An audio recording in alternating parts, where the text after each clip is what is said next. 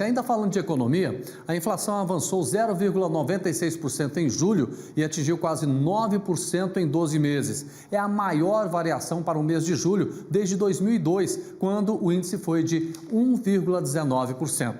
Os preços da energia elétrica e do combustível estão entre os vilões desse aumento. Mas a gente fala muito sobre inflação, você aí de casa, sabe realmente o que é a inflação? Para falar sobre isso, nós convidamos o economista Douglas Abreu, que vai explicar tudo sobre a inflação para a gente aqui. Douglas, boa noite para você, tudo bem? Boa noite, Adevar. Boa noite a todos aí que estão nos assistindo. Pois é, na sabedoria popular a gente imagina a inflação é quando o preço sobe, é isso mesmo? Bom, o preço subir é uma consequência natural da inflação, né? Todo mundo aí assiste jornal, vê os economistas falando que quando todos os preços da economia estão subindo, ou seja, o nível de preço, como se fosse um copo de água mesmo, que o nível vai subindo, ali você tem o efeito inflação, né? Mas como que isso de fato ocorre? Porque vamos pensar, se o preço do tomate aumenta, na verdade você tem um aumento do preço do tomate, não um aumento no nível do preço. Se o preço do arroz aumenta, você tem um aumento do preço do arroz. Mas qual mercadoria é comercializada em todos os mercados, para que então todos os mercados, entre aspas, simultaneamente, né, possam elevar os seus preços? Essa mercadoria, que aí o telespectador já deve estar desconfiando, essa mercadoria é o dinheiro. O dinheiro está presente em todos os mercados da economia. Todo mundo utiliza esse dinheiro, que a gente também pode pensar ele como sendo de fato uma mercadoria, não uma mercadoria de consumo para que você utilize, né, para que você consuma ali e ele se acabe. Não, mas uma mercadoria de uso, que ele é utilizado para a realização das trocas.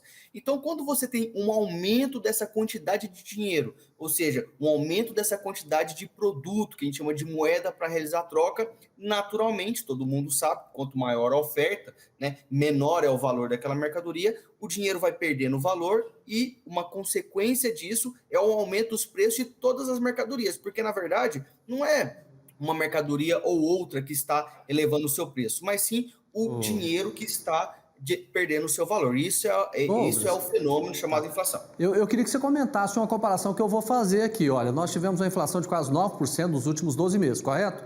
Só que o salário mínimo aumentou, nem a metade disso aí. Comente isso pra gente.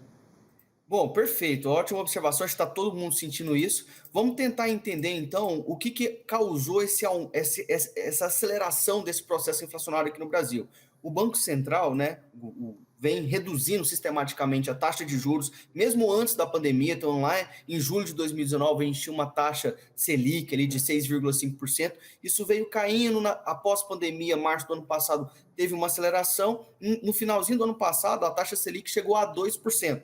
Uma menor taxa de juros aí, para o pessoal entender por que eu estou falando de taxa de juros, quanto menor a taxa de juros, maior é a quantidade de dinheiro na economia, circulando nos mercados. E como tem mais dinheiro circulando no mercado, esse dinheiro perde um pouquinho de valor, aumentando um pouco os preços. Então, o Banco Central manteve a taxa de juros durante muito tempo, num nível de muito baixo, o que gerou um processo inflacionário, fora outras questões, mas esse é o principal fator, tá? E hoje, né? Sim, Pois não. eu queria até que você comentasse um outro assunto também. O brasileiro está assustado com a questão da gasolina, né? Todo mês tem aumento, nós tivemos um aumento hoje, inclusive, a gasolina está perto aí de R$ 7, já tem gente falando que pode chegar a R$ 10. E aí? Isso, exatamente, Jodevar. Não existe só a taxa de juros e só os preços das mercadorias.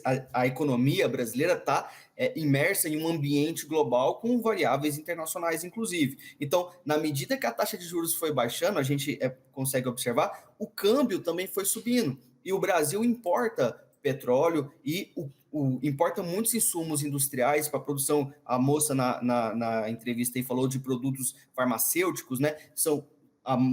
Muitos insumos são importados, então o dólar subindo aumenta o custo de produção desses insumos e, consequentemente, vai aumentar o preço de venda. Então, Jodevar, como você muito bem colocou, hoje a gente está assustado, entre aspas, a população assustada, com a inflação acumulada dos últimos 12 meses, né, medida pelo IPCA aí, de quase 9%, 8,99%, né? É 9%, 9%. né?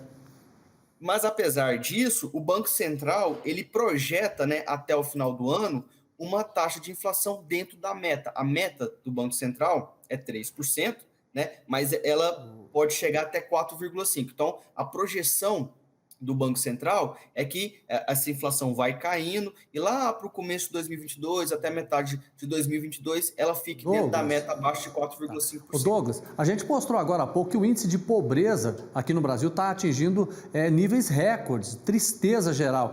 E até antes da gente entrar aqui, eu estava assistindo aqui a TV e um comentário, né? Porque antes, 15, 20 anos atrás, a gente conseguia tirar milhões de pessoas da pobreza e hoje a gente não consegue fazer isso.